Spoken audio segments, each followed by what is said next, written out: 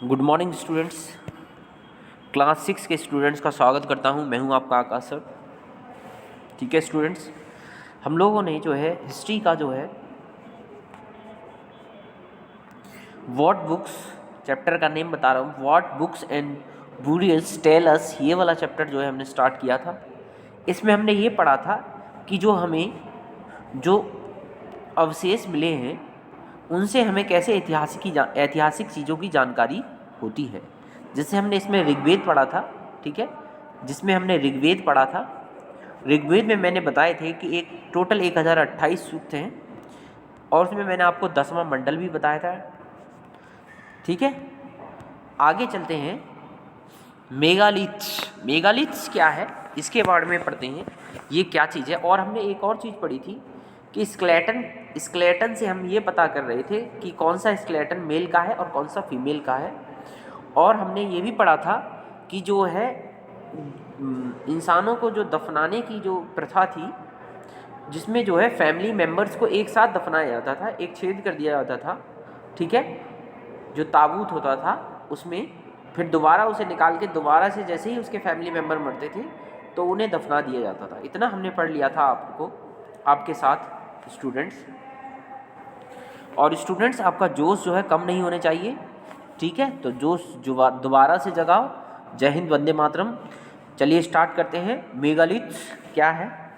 These literally mean big stones. इनका मतलब होता है बड़े बड़े स्टोन्स, ठीक है, इनका मतलब होता है नॉर्मली बड़े बड़े जो स्टोन्स होते हैं। मेगालिथ्स मतलब बड़े बड़े stones which were used by early man to spot burial sites. किस लिए? जो जहाँ दफनाने की जगह थी उन साइट में इनका यूज़ किया जाता था, ठीक है। जैसे आपने देखा है ना, क्रिश्चियंस लोग कैसे दफनाते हैं, गाड़ देते हैं बॉडी को, उसके बाद ऐसे ऐसे पत्थर रख देते हैं उसके ऊपर, ठीक है, ऐसे करके इस तरह से। तो इनका जो है यूज़ किया जाता था, इन्हें मेगालिथ्स कहते हैं, ठीक है, आपको याद रखना है, ठीक है students, my dear students. Next है आपका, दे आर 4 वेदास, 4 वेद हैं, सबको पता है।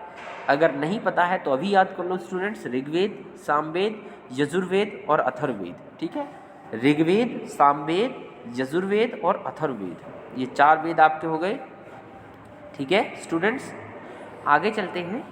The oldest one is Rigveda, सबको पता है जो सबसे पुराना वेद है वो ऋग्वेद है, जो करीबन 3500 साल पहले लिखा गया था, ठीक है। इट कॉन्टेन्स ओवर 1000 हिम्स या सूक्त कहते हैं। मैंने अभी बताया, मैं बता दे रहा हूँ, इसमें तो बताया नहीं है टोटल कितने हिम्स हैं। 1028 हिम्स हैं टोटल ऋग्वेद में, 1028 सूक्त हैं। The Vedas are religious text of Hindus, ये हिंदुओं की धार्मिक ग्रंथ हैं, ठीक है। The hymns were composed by rishis, जो हिम्स हैं, जो सूक्त हैं हिंदी में जिन्हें कहते हैं, ऋषि मुनियों ने बनाए, एंड स्टूडेंट्स मेमोराइज देम, और जो उनके छात्र थे वे इन्हें याद किया करते थे। The Rigveda has been written in old Vedic Sanskrit, ठीक है, जो ऋग्वेद जो लिखा गया है ओल्ड वैदिक संस्कृत भाषा में लिखा गया है। तो जो भाषाओं का जो उदय हुआ वो भी आपको पता होना चाहिए। सबसे पहले संस्कृत आई, संस्कृत के बाद क्या आई आपकी? प्राकृतिक आई, प्राकृतिक के बाद पाली आई, फिर अपभ्रंश आई, फिर अवहट्ट आई, ठीक है। तो इस तरह से लैंग्वेज का जो है उदय हुआ है। आगे चलते हैं। द वेदास, यहाँ कुछ इंपॉर्टेंट चीज़ें दिखाई गई हैं स्टूडेंट्स, तो आपको ये जो है स्टूडेंट्स हम कर रहे थे। The Vedas were written down much later, जो वेद थे वो बाद में लिखे गए, ठीक है। Student learns the hymns and pass it on to the other generation by the memorising and got writing.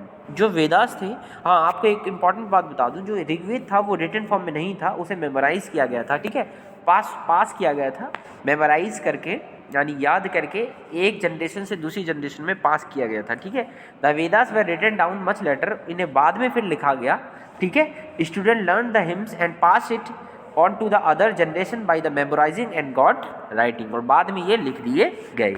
यहाँ मैंने एक फिगर भी दिया है आपको, देखो ये वेद का मैंने आपको फिगर दिया है, जैसा कि आप देख पा रहे हैं, ये ऋग गणेश यानम है, ठीक है, ऋग गणेश यानम है, जिसमें ये देखो दिखाया गया है 303 मूलतः अग्निः इलह पूरा, इस तरह से जो है ये संस्कृत लैंग्वेज में लिखा गया है, ठीक है, पुरानी संस्कृत लैंग्वेज में लिखा गया है। देखो ये कितनी, ये ना बाद में जो है चीज़ों को लिखा गया, ठीक है, इस प्रारंभ में नहीं लिखा गया, ये पास कर दी गए। मैं जैसे बोल रहा हूँ, स्टूडेंट्स इन्हें मेमोराइज कर लिया करते थे, याद कर लिया करते थे, उसके बाद जनरेशन जो हुआ करती थी, जनरेशन, एक जनरेशन से दूसरी जनरेशन में ये क्या होता था, पास होता था, ठीक है, एक जनरेशन से दूसरी जनरेशन में पास होता था, ठीक है। तो इस तरह से हमने ये पढ़ा। और आपको एक और इम्पॉर्टेंट चीज़ बता दूं जो कल भी बताई थी हमने स्टूडेंट्स, एक इम्पॉर्टेंट क्वेश्चन आता है यहाँ से कि ऋग्वेद में, जो आपका ऋग्वेद है, ऋग्वेद में टोटल राइम्स जो मैंने बता दी हैं 1028 है, ठीक है। इसमें एक मंडल आता है, 10वां मंडल आता है, 10वां मंडल आता है, जिसमें जो है पुरुष सूक्त का वर्णन किया गया है। पुरुष सूक्त का वर्णन किया गया है, जिसमें ये बताया गया है कि जो ब्रह्मा है, ब्रह्मा के मुख से जो है ब्राह्मण, और हाथों से जो है क्षत्रिय, पेट से जो है वैश्य, और पैर से जो है शूद्र की उत्पत्ति हुई है, ठीक है। इस तरह से इस ऋग्वेद में ये बताया गया है। हालांकि मैंने ये भी बताया था कि अब जो नए स्टूडेंट हैं, जो विज्ञान के स्टूडेंट हैं, साइंस के स्टूडेंट हैं, वे इन चीज़ों को नहीं मानते हैं, ठीक है। आप भी अब नए ज़माने के स्टूडेंट हो, आप भी कुछ नया सोचो, ठीक है। इस तरह से अगर क्वेश्चन एग्ज़ाम में आया तो आपको बताना पड़ेगा, एग्ज़ाम में तो आपको बताना पड़ेगा कि 10वें मंडल में इस तरह से जो चीज़ों को जो है बताया गया है ऋग्वेद में। और मैंने ये भी बताया था कि जो ऋग्वेद था, ऋग्वेद में जातियाँ जो है स्थायी नहीं थी। ऋग्वेद के समय में जातियाँ स्थायी नहीं थी, यानी अगर आप जो है जो कार्य कर रहे हो वो आपकी जाति हो जाएगी, ठीक है, जो कार्य आप कर रहे हो वो आपकी जाति हो जाएगी। लेकिन अगर आपने वो कार्य जो वो कार्य करना छोड़ दिया तो आपकी जाति भी आपसे हट जाएगी।